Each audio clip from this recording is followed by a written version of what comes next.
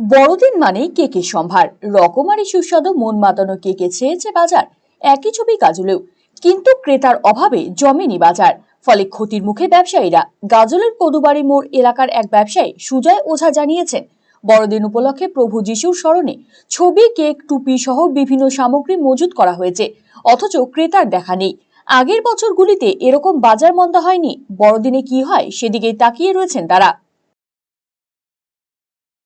বড়দিন উপলক্ষে ওই ক্রিসমাসের যত আইটেম আছে সেগুলো তোলা হয়েছে। কেক আছে, নানা রকম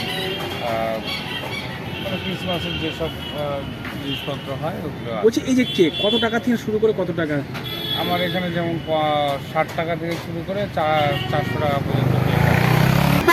খুব বাজে অবস্থা, এখন অনেক প্রচুর দোকান হয়ে গেছে। দোকান প্রচুর, মানুষের মধ্যে উৎসাহটা দেখছি না সেরকম। এখন অবধি তো ভালো হয়নি, মানে চিন্তায় আছি, মানে প্রচুর মাল তোলা।